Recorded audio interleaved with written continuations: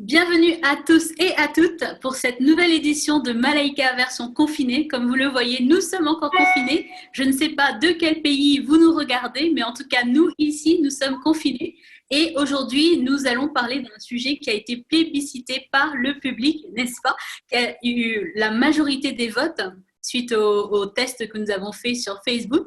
Et le sujet du jour, c'est mariage et fin des temps.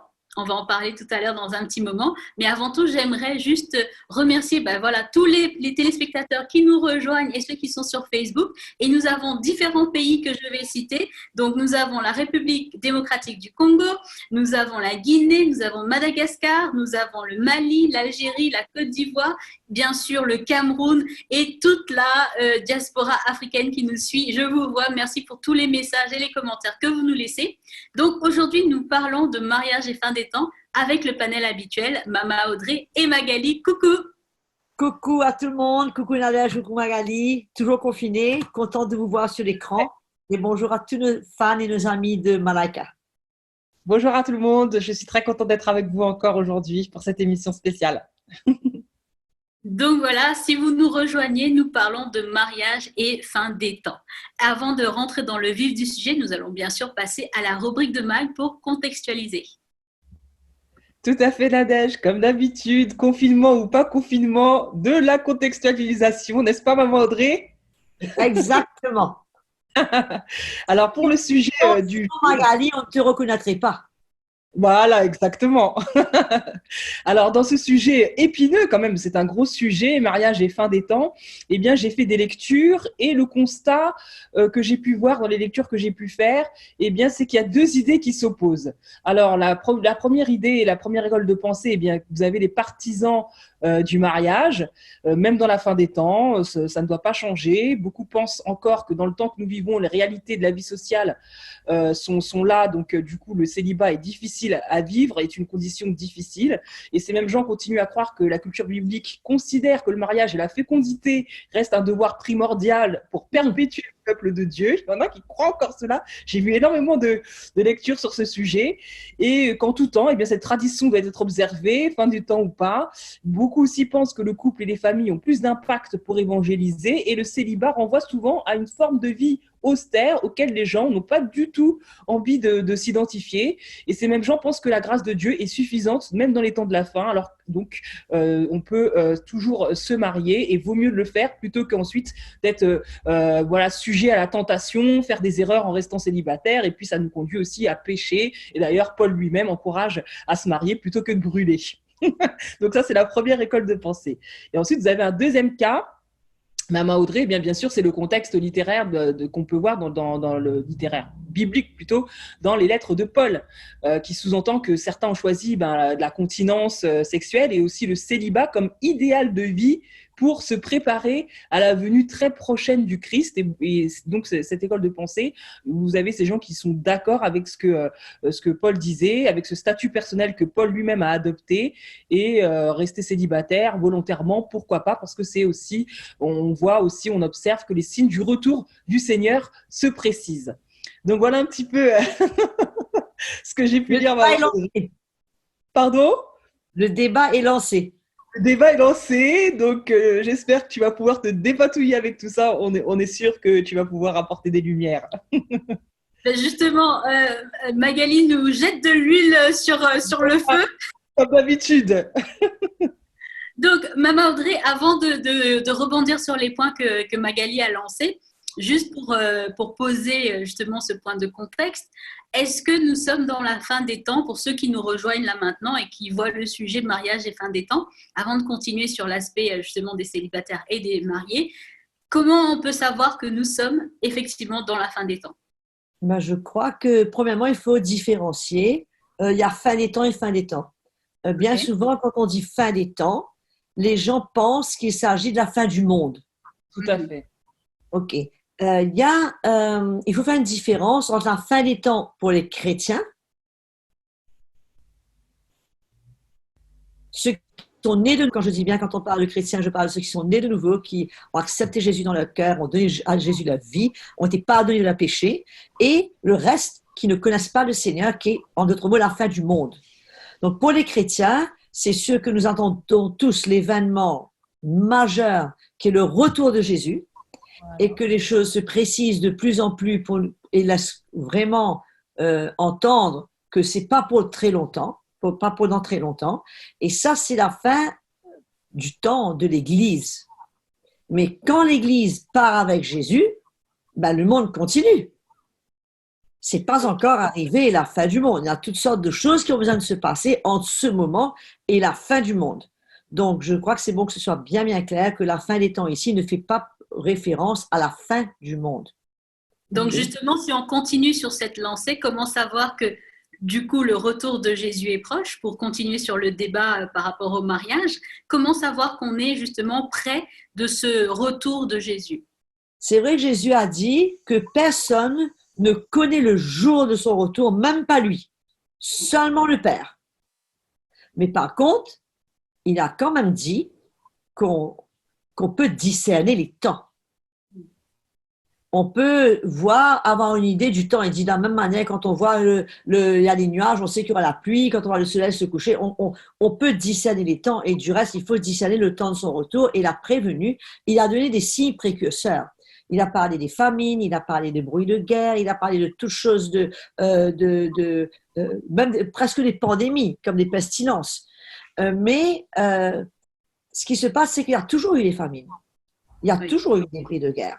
Mais c'est qu'il y a des choses qui se précisent dans le sens que ça devient de plus en plus fréquent et proche. Et surtout quand on parle du nouvel ordre mondial et on voit ce que le Seigneur a parlé dans le livre de l'Apocalypse, le Book of Revelations, comme on dit en anglais, c'est clair que les choses se dessinent. Le paysage dans le monde se dessine et tout laisse entendre.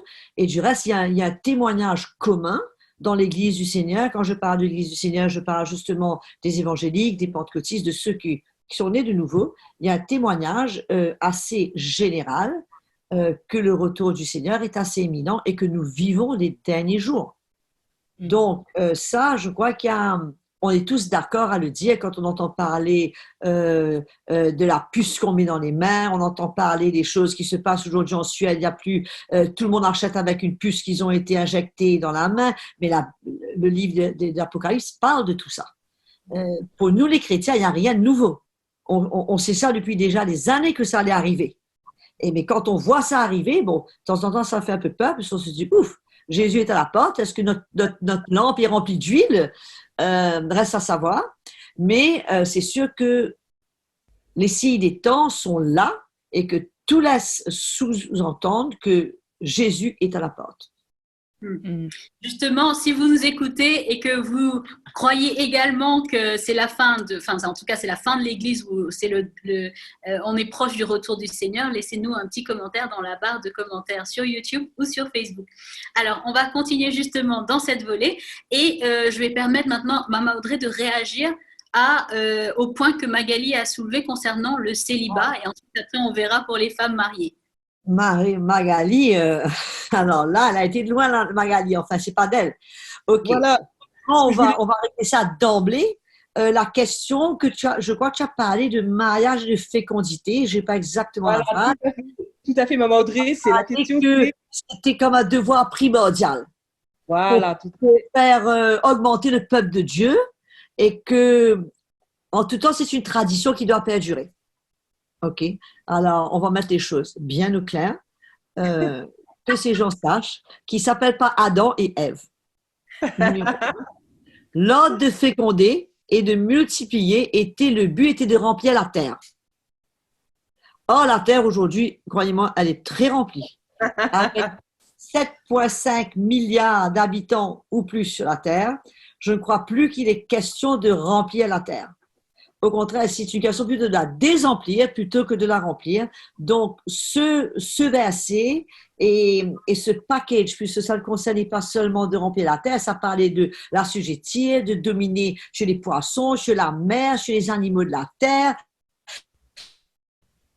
Tout animal c'était un package, c'était le début du monde que le Seigneur donnait l'autorité à Adam. pour venir gérer le monde et le représenter, il fallait bien remplir le monde avec que des animaux. Il fallait bien mettre des êtres humains là-dessus. Mais aujourd'hui, ce problème est réglé. Ils ont vraiment rempli leur contrat au-delà. Donc, on ne va pas parler de ce devoir primordial de perpétuer les générations. Donc, dessus là, c'est bon. Non, ça ne tient pas la route. Maintenant, Magali a parlé de deux choses. Elle a parlé de l'impact d'un couple pour évangéliser. Et autant je me souviens, tu as parlé de la vie austère, des célibats. Oui. Voilà, tout à fait, parce qu'il y a aussi ce constat, aussi, Maman Audrey, que dans les églises, on parle souvent de la famille, on parle souvent du couple. Donc, du coup, c'est vrai qu'effectivement, la vie de célibat, en tout cas dans ce que j'ai pu lire, est souvent référée à une vie austère où on ne peut rien faire, où on est tout seul, tout le temps, un petit peu à la vie des monastères. Et donc, du coup, vaut mieux se marier. C'est de là où tu as le mot austère, c'est ça? Tout à fait. Monastère, austère, c'est ça? Magali, je crois que tu aurais pu parler pour toi-même, pour ton cas et Nadège. Je pense que c'est un peu poussé de dire que la vie des célibataires, c'est une vie austère. Je veux bien que ça rime, mais je suis désolée. Je connais un tas de célibataires, il y en a deux devant moi, qui sont absolument épanouis à servir le Seigneur, beaucoup plus que beaucoup de femmes mariées que je connais, parce que justement, elles ont du temps, elles sont libres, elles n'ont pas de tous ces soucis et toutes ces contraintes.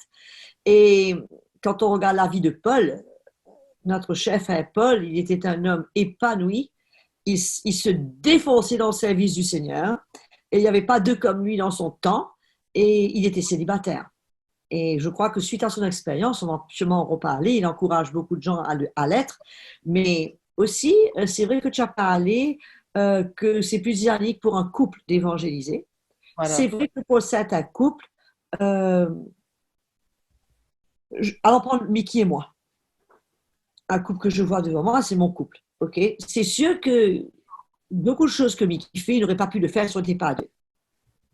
Donc, on est une équipe et ça nous permet vraiment de servir le Seigneur, d'être efficace. On se complète, on se complémente, on s'encourage. Un est peut-être lent, l'autre est plus rapide. Un freine un, l'autre pousse l'autre.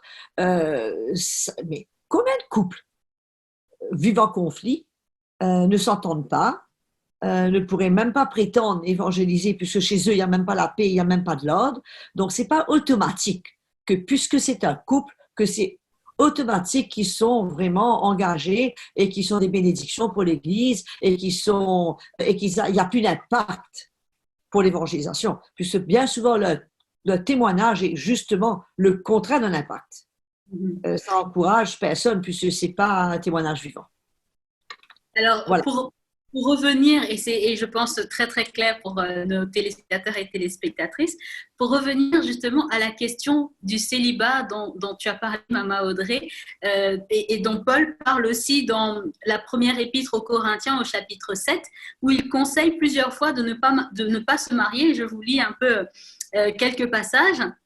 Il dit, pour ceux qui ne sont pas mariés, je n'ai pas d'indication expresse de la part du Seigneur, mais je leur donne mon avis comme celui d'un homme qui, par la grâce de Dieu, est digne de confiance.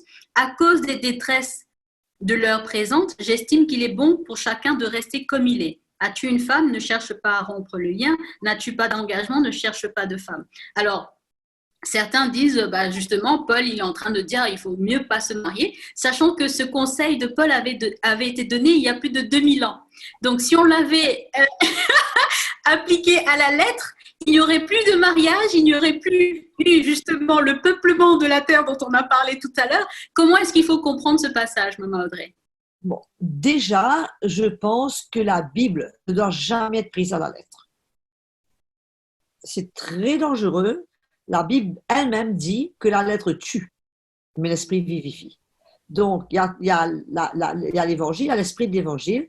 Moi, je crois que Paul, dans ce chapitre 7, on ne peut pas disséquer les versets et les prendre, les isoler les uns des autres. Mais je crois que c'est surtout un encouragement de Paul pour ceux qui veulent servir le Seigneur, avec en vue la venue de Jésus, qu'ils puissent se donner pleinement au service du Seigneur et qui ne se laisse pas distraire par quoi que ce soit. Je peux dire qu'on a vécu, nous, dans l'Église, c'est bon de donner des exemples, un peu les deux cas. On a vu des jeunes en feu pour le Seigneur, vraiment, mais prêts à faire tout pour le Seigneur. Mais la minute qu'ils se sont mariés, on ne les a plus vus. Ils ont été pris dans cette histoire de relation de mariage, d'émotions. Après, les enfants se sont ajoutés numéro 1, numéro 2, des biberons, les couches. Et ça a été terminé. Et ils ont eu beaucoup, beaucoup de difficultés à se refaire une petite santé dans le Seigneur et à reprendre, à retrouver l'état dans lequel ils étaient avant même de se marier.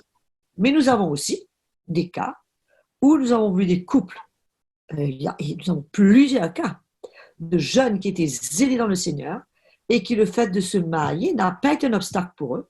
Ils se sont donnés à fond, ils sont devenus peut-être plus efficaces à deux, ou ils sont des bénédictions, ils prennent soin des plus jeunes, ils prennent soin des enfants, ils se donnent au service du Seigneur. Donc, on a les deux témoignages, les deux sont vrais. Mais ça dépend de chaque cas. On ne peut pas généraliser. Et Paul, ici, ne donne pas un ordre de gens de ne pas se marier. Ce n'est pas du tout le cas. Je crois que ce qu'il... Oui, Magali? Oui, voilà, c'est ça. Maman Audrey, je suis renchérie sur la question posée par Nadège. Comment tu expliques que, justement, ce passage effraie autant les célibataires? Parce que dès qu'ils entendent ça, c'est... Wouh! Et puis, écoute, je pense que malheureusement, dans l'Église en général, il n'y a pas cette révélation claire de l'Évangile.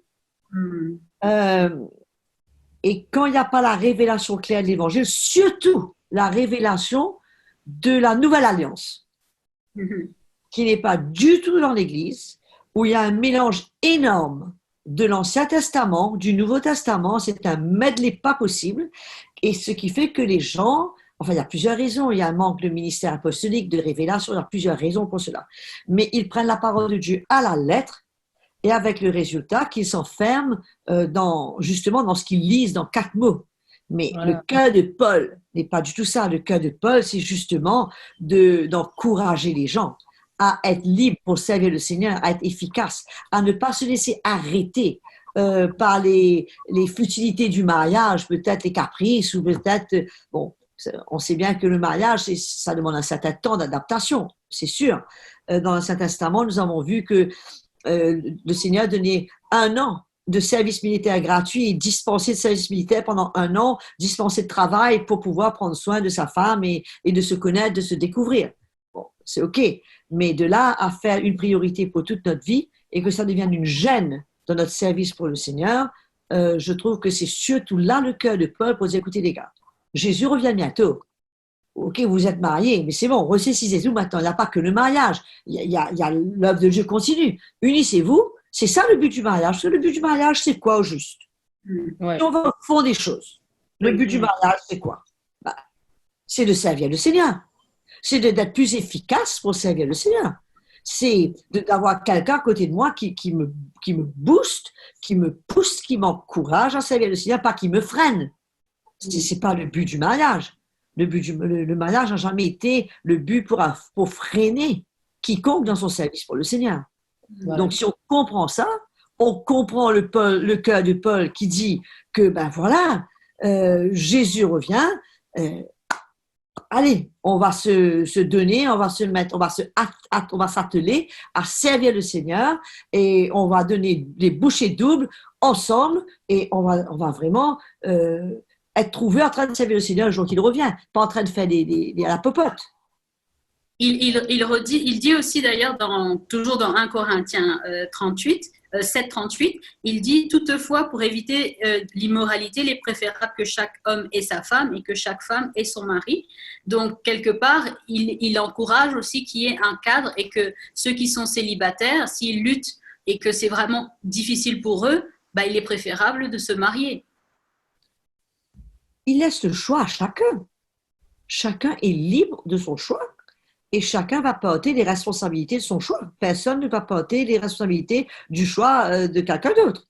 Donc, c'est très important de réaliser que s'il y a un frère, ben, il lutte et c'est un gros problème dans sa vie d'être célibataire.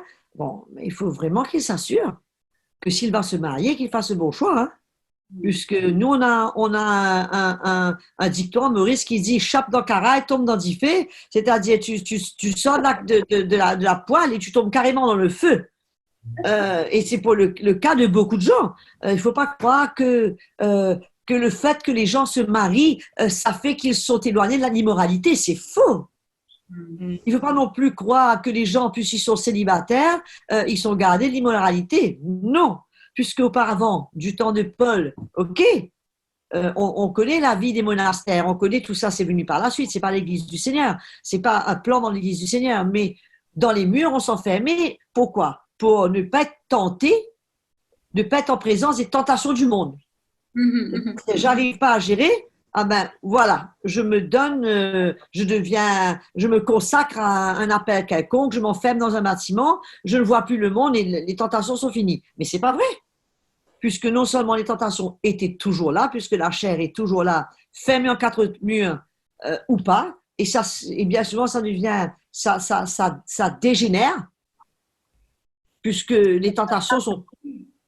Je t'entends pas. Ça s'intensifie. Oui, et ça dégénère, puisque j'ai peut-être pas les tentations du monde, mais je me retrouve en huis clos entre hommes ou entre femmes, et on peut deviner un peu ce qui se passe. Mais je crois que ce qui est important, c'est que de comprendre que l'immoralité, aujourd'hui, malheureusement, elle existe dans les couples et les maris ne sont pas toujours fidèles à leur femme. Et que on connaît, on a vu les programmes de Malaika, les bureaux, on a vu les deuxièmes maisons, les second homes, on a vu tout ça dans Malaika. Et c'est une réalité aujourd'hui. Ensuite, on sait que beaucoup de chrétiens, même de pasteurs, luttent avec la pornographie. Donc, le fait de se marier ne nous garantit pas d'avoir une vie propre, une vie pure. On est toujours exposé aux tentations de la pornographie, de l'immoralité, de tout ce que le monde contient et les tentations qui existent. Et la solution, c'est quoi? C'est pas de se fermer dans un bâtiment, c'est pas de pas se marier ou de se marier. La solution, c'est de se fortifier dans le Seigneur et d'être équipé dans le Seigneur pour faire face à ces tentations afin de pouvoir les surmonter, de se garder, de se préserver dans toutes les situations. Moi, je rebondis, Maman Audrey, sur pas trop, sur la question du choix de l'époux, parce qu'on sait qu'il y a certainement certaines sœurs qui prévoyaient que 2020 serait leur année ou que ce serait l'année où elles allaient se marier. Donc, je leur dis, ben, vous avez encore eu du temps avec le Seigneur qui vous donne le temps du confinement pour bien réfléchir. Est-ce que celui-là ou celle-là, c'est la bonne? Écoute, je pense que c'est sûr que c'est la décision la plus importante de notre vie en dehors de celle d'avoir donné notre vie à Jésus. C'est plus important que d'acheter une maison, le choix de notre voiture, le choix de notre carrière, ou peu importe ce que c'est dans l'investissement, c'est le choix le plus important de notre vie, puisque c'est une décision qui est permanente. C'est comme quelqu'un qui se fait tatouer, il a intérêt à réfléchir 2 fois avant de se faire tatouer, puisque ensuite c'est bon, on ne peut plus enlever. C'est permanent. Le voyage n'est pas pour un temps. Ce n'est pas quelque chose qu'on fait un essayage. Et c'est pas comme les lunettes qu'on change. Désolant de le dire, mais le but de Dieu dans le mariage, et je ne suis surtout pas là pour que les gens qui ont divorcé se sentent condamnés, puisque je vais tout de suite le dire, le mariage est une aventure à 3. N'est pas une aventure à 5, n'est pas une aventure avec tout le village, n'est pas une aventure avec toute la belle famille, n'est pas une aventure à même 4 personnes, c'est une aventure à 3. Et c'est qui 3? C'est le mari, la femme et le Seigneur. S'il n'y a pas le Seigneur entre ce mari et cette femme pour emmener une entente, pour emmener une adaptation, pour emmener un brisement, puisque on n'unit pas 2 personnes comme ça. Ça ne se passe pas comme ça. Il y a besoin de briser, d'arrondir les ronds, de casser, de refaire pour que cette unité arrive à vraiment être une réalité. Donc, c'est sûr que le résultat que aujourd'hui, le divorce, mais c'est pas seulement dans le monde, c'est dans l'Église, c'est partout, c'est même parmi les pasteurs, il faut le dire et pas avoir honte de le dire. C'est là où l'Église a le plus échoué. Ah oui, C'est tout au à fait. niveau de la famille. On voit aujourd'hui, même parmi les enfants chrétiens, des enfants qui ont été blessés, des enfants qui ont été marqués, qui ont été traumatisés, puisqu'on peut dire ce qu'on veut, le divorce n'épargne pas les enfants. N'épargne pas bien souvent les membres du couple, mais les enfants. Et encore une fois, je veux vraiment répéter que je ne suis pas là pour condamner quiconque. Il y a des gens qui ne connaissent pas le Seigneur, qui ont divorcé. Ils ont fait tout ce qu'ils pouvaient, tout ce qu'ils connaissaient. Ça n'a pas marché. Aujourd'hui, ils ont divorcé. Mais c'est tout à fait normal, puisque sans le Seigneur au milieu du couple, votre couple n'avait aucune chance de réussir. Et aujourd'hui, même ceux qui m'entendent, sans le Seigneur dans votre couple, si vous avez votre deuxième mariage, votre troisième mariage, et peut-être vous irez vers le quatrième, puisque sans le Seigneur, ça ne va pas marcher. Et même les couples chrétiens, si vous n'êtes pas prêt à laisser le Seigneur travailler votre vie, à laisser le Seigneur vous changer, vous le mari, prendre votre croix, être un modèle pour vos enfants, pour votre femme, maman, C'est votre difficile. mariage n'est pas du tout assuré, il n'est pas sur une bonne fondation. Donc, c'est triste à dire, mais l'absence de Jésus et de l'œuvre de l'Évangile dans le cœur du couple fait qu'aujourd'hui, on se retrouve en face de tous les divorces qui sont une plaie dans l'Église du Seigneur. Bien sûr. Merci Mama Audrey pour cet éclairage, c'est très très clair. Justement pour ceux et celles qui nous rejoignent en ce moment, vous vous demandez de quoi on parle de mariage et fin des temps. Alors continuez à nous laisser vos petits commentaires, vos petits coucous, dites-nous aussi de quel pays vous nous suivez, ça nous fera vraiment plaisir de savoir que partout dans le monde vous regardez Malaika. Donc je continue Mama Audrey sur notre sujet mariage et fin des temps. Alors on a vu la condition des célibataires. Maintenant, Paul parle aussi de la condition des mariés et il dit que celui qui est marié, en tout cas concernant le retour de Jésus qu'on a englobé dans la fin des temps, il dit que celui qui est marié agisse comme n'étant pas marié. Alors, qu'est-ce que cela veut dire par rapport à ceux justement qui vivent ou qui attendent le retour du Seigneur? Ok. En tous les cas, c'est dans aucun cas une licence pour le mari ou pour le couple de vivre en ignorant l'autre partenaire, en ne faisant pas cas de notre responsabilité l'un vis-à-vis de l'autre. Ce n'est en aucun cas une licence pour les hommes qui se disent appelés de Dieu, pour quitter leur famille, les négliger, les abandonner pendant un mois, puisque eux, ils vont servir le Seigneur, ils sont des évangélistes itinérants, ils vont prêcher la bonne nouvelle dans le monde entier. Je suis désolée, l'apôtre Paul dit aussi que si vous n'êtes pas capable de prendre soin de votre famille, alors il ne faut vraiment pas vous faire des illusions, vous ne pourrez pas prendre soin de la famille du Seigneur, puisque le Seigneur ne va pas vous confier ses enfants si vous n'êtes pas capable de prendre soin de votre femme et de vos enfants. Donc, mais ce que Paul veut dire, c'est très simple, c'est que votre mariage ne soit pas la chose qui vous consume. C'est sûr, vous prenez soin de votre famille, vous prenez soin de vos enfants, vous nourrissez votre famille, il n'y a pas de problème. Mais que ça ne devienne pas la seule chose pour laquelle vous vivez. Que la famille ne devienne pas le début et la fin de tout pour vous, du moment que votre famille est prise en charge, il y a la paix dans votre maison, que vous servez le Seigneur, vous et votre femme, vous êtes d'accord. Il n'y a aucun problème. Mais maintenant, il faut servir le Seigneur. Je profite pour dire que Mickey et moi, nos enfants n'ont jamais été un obstacle pour nous de servir le Seigneur, ni moi un obstacle pour l'arrêter dans l'appel de Dieu dans sa vie, ni à aucun moment nos enfants se sont plaints du fait que bien souvent on n'était pas là puisqu'on servait le Seigneur, puisqu'on les a expliqués, mais à aucun moment on les a négligés. Si on partait pour une semaine ou 2 semaines, on s'assurait que notre maison, il y avait tout là, ils avaient des gens pour prendre soin d'eux, il leur manquait de rien, et c'était des gens en qui ils avaient confiance et avec qui ils s'entendaient bien, qui avaient la paix dans la maison, on ne posait pas X, Y, Z sur eux, non, et qu'on les négligeait, qu'on partait, non. Je crois que Paul veut dire, écoutez, c'est bon, vous êtes mariés maintenant, vous avez votre femme, des enfants, mais n'oubliez pas, car le Seigneur, il vous faut aussi servir le Seigneur. Il y a la responsabilité que Dieu vous a donnée, l'appel que Dieu a sur votre vie. N'oubliez pas cet appel. Il faut tout, veiller à ce que tout roule, mais en même temps, ne changez pas vos priorités. Il faut aussi réaliser que le temps est court et il faut vraiment se mettre mettre la main à la charrue, il faut servir le Seigneur et pourquoi pas avec votre femme et avec vos enfants, comme Mickey m'en fait, nous servons le Seigneur ensemble avec nos enfants.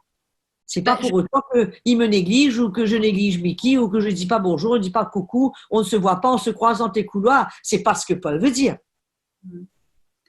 Oui, Magali. Il y a une question.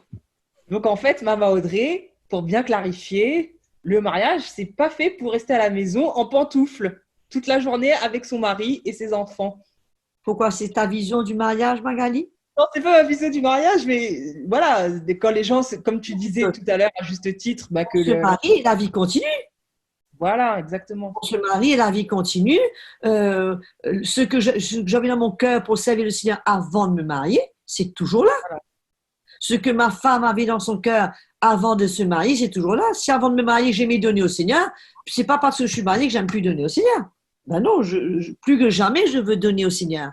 Si dans mon cœur, j'avais un cœur pour évangéliser, pour parler du Seigneur, peut-être pour prendre soin des jeunes, ben ma maison maintenant est ouverte pour les jeunes. Mon mari et moi, ensemble, on prend soin des jeunes. Au contraire, notre maison, c'est une maison ouverte. Les jeunes viennent, ils rentrent, ils sortent, ils se sentent à l'aise. Il y a un échange, il y a une communion. Il n'y a rien de plastique dans la vie chrétienne. C'est quelque chose de réel. Il n'y a pas de loi, c'est pas une obligation, c'est pas je dois faire parce que c'est écrit. Non, la nouvelle alliance, c'est une alliance du cœur. Tout vient de notre cœur et il faut surtout pas étouffer ce qu'il y a dans notre cœur. Amen, amen. Oui, ça répond à ma question. Je continue sur cette question que nous avons reçue d'une fan sur Facebook qui dit que certains lui déconseillent de se marier parce que le retour du Seigneur, pas de se marier, pardon, je rectifie, d'avoir des enfants parce qu'elle est mariée, parce que le retour du Seigneur est proche. Ok. Et alors la question, c'est est-ce qu'on ne doit pas avoir des enfants? Voilà.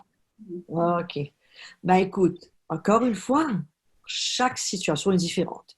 Mais c'est sûr que je vais même pousser un peu plus loin. Ça n'a rien à voir, c'est pas commun. Mais moi, je me demande, par exemple, est-ce que je vais prendre un nouveau chien? Puis quand je vais partir, j'ai pas envie que mon chien reste tout seul et qu'il soit abandonné. Un exemple. Donc, le fait de savoir que Jésus revient nous fait prendre conscience de certaines choses. Est-ce que je vais aller prendre investir dans un bâtiment là? Non. Puisque je prends conscience que Jésus revient. C'est pas juste une question d'enfant. C'est une question de beaucoup de choses. Est-ce que je prends une décision maintenant là pour aller vendre ma maison, pour aller m'établir en Côte d'Ivoire, pour un nouveau travail? Non, puisque je sais que Jésus revient. Le fait de savoir que Jésus revient me fait prendre conscience dans plusieurs domaines de ma vie. Bon, maintenant, est-ce que je vais maintenant créer une famille, fonder une famille, sachant que Jésus revient? Mais de toute façon, que Jésus vienne ou que je ne vienne pas, est-ce que mon couple est stable? Je crois que c'est des questions à se poser avec le retour de Jésus ou sans le retour de Jésus. Est-ce que mon couple est stable? Est-ce qu'il y a la paix dans mon couple? Est-ce qu'il y a une œuvre de Dieu au milieu de nous? Est-ce que notre maison est une maison où il y a la paix pour accueillir un enfant? Est-ce que j'ai les moyens de prendre soin d'un enfant? Parce qu'un enfant, ce n'est pas un jeu. J'ai besoin de l'habiller, j'ai besoin de le nourrir, j'ai besoin de prendre soin de lui, j'ai besoin de l'éduquer. C'est quand même un budget. Est-ce que je fais bien l'enfant, je fais confiance au Seigneur? Si tu as la foi, pas de problème, que Dieu pourvoira à tes besoins. Mais il faut quand même être responsable. Un enfant, c'est pas quelque chose qu'on fait, qu'on décide ce soir, ben, on se laisse aller, ben, ce qui arrive, arrive, après il y a un enfant, ben l'enfant est là, et on dit, Dieu a donné. Ah non, ah non, non, non, Dieu, non, c'est pas Dieu qui a donné. C'est moi qui a fait ce qu'il fallait pour avoir l'enfant, et j'ai eu l'enfant. Et puis c'est tout. Mais donc, on peut prendre des précautions, on peut se prévenir pour ne pas avoir un enfant. On se dit, notre couple n'est pas prêt. On est en train de travailler sur des choses quand même assez importantes dans notre couple. C'est pas le moment, pour l'instant, d'avoir un enfant. Et il n'y a rien de mal dedans. Et par contre, il y a notre couple qui se dit, alléluia, on sent que vraiment pour nous, c'est le moment d'avoir un enfant, que Jésus vienne, que Jésus ne vienne pas, ça n'a rien à voir. C'est un désir qu'on a dans notre cœur, on sent que notre couple est prêt. Moi, je sens dans mon cœur que le Seigneur, je suis prête à être une maman, à pouvoir donner ma vie, puisque d'avoir un enfant, oh, c'est pas une mince affaire, hein. Il faut se dire, est-ce que je suis prête à perdre ma vie?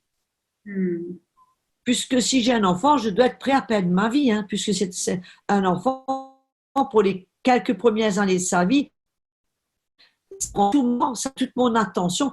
Est-ce que je suis prête pour ça? Donc, il y a beaucoup de questions à répondre. C'est précieux un enfant, c'est un cadeau du Seigneur, c'est un être qui demande l'amour, l'affection, qu'on se réunit soi-même, qu'on prenne que à 3 heures du matin, je me soif, je me sommeil et que l'enfant a besoin de boire, je viens de me réveiller. C'est pas un choix. Donc, il y a beaucoup de questions à répondre, d'autant plus, sachant que Jésus revient bientôt. Est-ce que c'est le moment que notre couple prenne en plus, ajoute un membre dans la famille et tout ce que ça représente? C'est une responsabilité personnelle et c'est un choix par rapport à chacun, là où il est rendu dans le Seigneur et par rapport à l'appel qu'il a, à l'urgence qu'il a dans son cœur, à la compréhension. Pas qu'ils se disent, techniquement, tout le monde dit que le Seigneur revient, je dois aussi ressentir quelque chose. Bien sûr. Une urgence dans mon cœur. Je pense que, j'espère que ça répond à la question de plusieurs de nos femmes, puisque plusieurs doivent se poser la question. Magali veut rebondir. En fait, je pense que ces femmes-là se disent, de toute façon, il n'y a pas de date, on ne sait pas. Donc, si c'est dans 20 ans que le Seigneur revient, bon, bien sûr, on voit les signes, etc., mais il n'y a pas vraiment de date. Donc, est-ce que j'attends? C'est ça aussi que les gens aussi se posent comme question. Ils se disent, plus j'attends, plus je vieillis et je ne pourrai pas avoir de vivre. Je ne veux pas arrêter de vivre. On sait que dans le livre des Thessaloniciens, l'histoire nous dit, puisque l'apôtre Paul va reprendre l'église des Thessaloniques, à un moment donné, il va leur dire, écoutez, j'apprends qu'il y a des gens parmi vous qui ne travaillent pas. Et il dit, si vous ne travaillez pas, ne mangez pas. Si vous n'êtes pas prêt à travailler, ne mangez pas. En d'autres mots, l'église des Thessaloniques, ils savaient que Jésus revenait, mais ils s'étaient dit, on ne travaille plus, on attend que Jésus revienne maintenant, on ne travaille plus. Alors non, c'est pas du tout ce que Paul dit, on n'arrête pas de vivre, hein. On continue à travailler, on continue à prendre nos responsabilités, on continue à repayer nos dettes, on continue à prendre soin les uns des autres, à servir le Seigneur, comme si le ciel ne revenait pas, mais en même temps, dans notre cœur, on sait qu'il y a un moment où on aura ce rendez-vous avec le Seigneur et qu'on veut être prêts, nous. Puisque la Bible parle clairement dans le livre de Matthieu de ce couple qui dort, un est enlevé, l'autre reste. La Bible parle des 10 vierges, donc 5 et ont l'huile dans leur lampe, et quand l'époux va venir, ils vont pouvoir accueillir l'époux. Mais la Bible parle aussi des 5 autres qui manquaient d'huile, et le temps de Casaria à la boutique chercher l'huile de revenir, c'était trop tard, la porte était fermée. Donc, il y a quand même une urgence. Si vraiment on croit que Jésus revient bientôt, c'est pas le moment d'aller faire des grands investissements, c'est pas le moment d'aller faire des grands projets, c'est pas le moment de faire le tour du monde, mais c'est le moment de vraiment considérer ce qu'on fait, sachant qu'on est en train de parler d'un court moyen terme. Tout à fait. Mama Audrey, c'est très très clair. Malheureusement, il nous reste très très peu de temps. Je vais juste poser cette dernière question reçue aussi, cette fois-ci par email, concernant la vie en communauté. Donc, on a entendu parler du célibataire, de la personne mariée. Donc, la question qu'on a eue, c'est: est-ce que finalement, avec le retour du Seigneur, d'autres formes de vie sociale devraient être à privilégier, une vie communautaire, en cohabitation, colocation?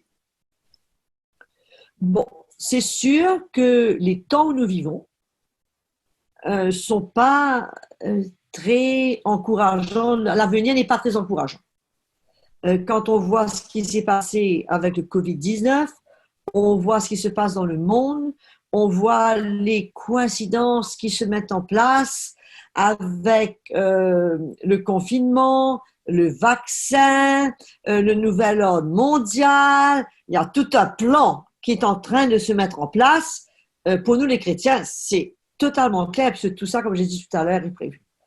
Quand j'étais au Botswana, on était au fait, là, 2 jours avant le confinement, on était au Botswana, ou 3 jours avant, et on était resté au Botswana, puisqu'on ressentait on devait partir le vendredi, on avait entendu dire que les avions devenaient de moins en moins, mais on ressentait que c'était peut-être un moment pour nous rester avec l'Église et qu'on n'allait pas les revoir très bientôt.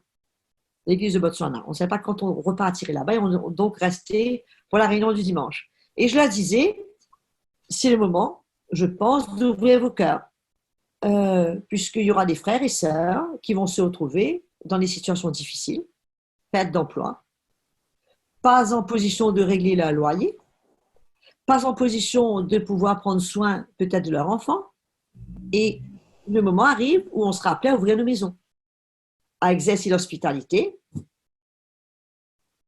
à se serrer les coudes, à ne pas compter par rapport au lit. Moi, je me souviens quand mon père est mort d'un accident,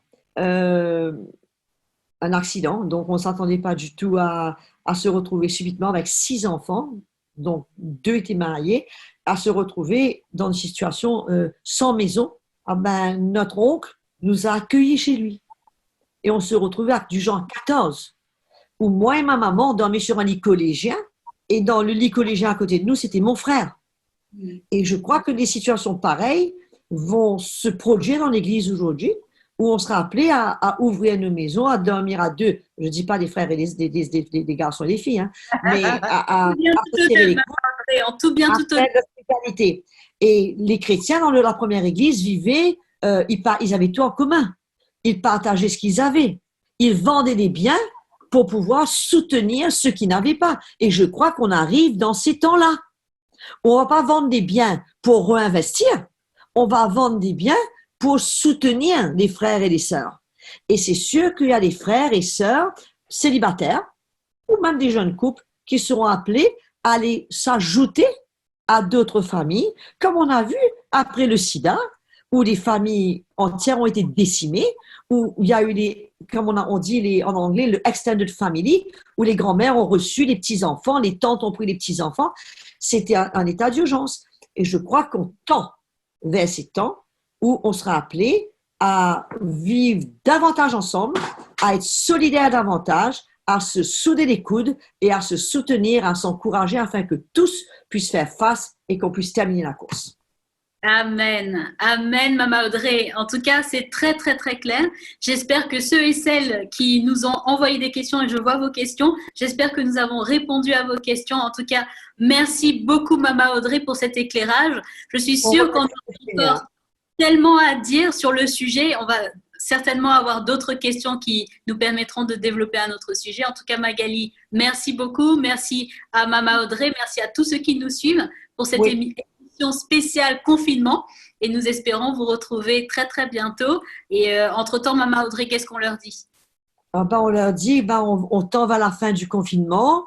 Et surtout, je crois que ce temps-là a été un temps très, très spécial du Seigneur pour travailler nos vies, pour travailler nos cœurs et de chérir ce que le Seigneur a fait dans notre cœur et de garder ces choses et de ne pas les perdre et ne pas retourner à la routine d'avant, de ne pas retomber dans tout ce qu'on faisait avant, dans le temps qu'on passait en dehors de la Bible, mais garder toutes les bonnes habitudes qu'on a retrouvées dans la parole de Dieu, dans la prière, dans la communion fraternelle et au contraire que ça puisse venir de plus en plus réel et de continuer à écouter l'Évangile, d'aller sur le site de CTMI, de s'abreuver du bon, du simple et du vrai Évangile qui va construire la vie et les équiper pour ce qui nous attend devant, parce que on ne sait pas ce qui nous attend. Il se peut que l'avenir soit sombre, mais que nous les chrétiens, le Seigneur veut nous équiper afin que ces temps ne soient pas des temps de chute pour nous, mais qu'on puisse avoir la victoire et rester fidèles à Jésus dans ces moments-là. Amen. Amen. Merci en tout cas, merci à tous de nous avoir suivis et je vous dis à très très bientôt pour une nouvelle édition de Malaika. Bye bye à tout le monde. Merci Nadège. Merci. On se voit bientôt Magali et merci à tous nos fans. On est sûrement de revue et servez le Seigneur, que le Seigneur vous bénisse et à bientôt.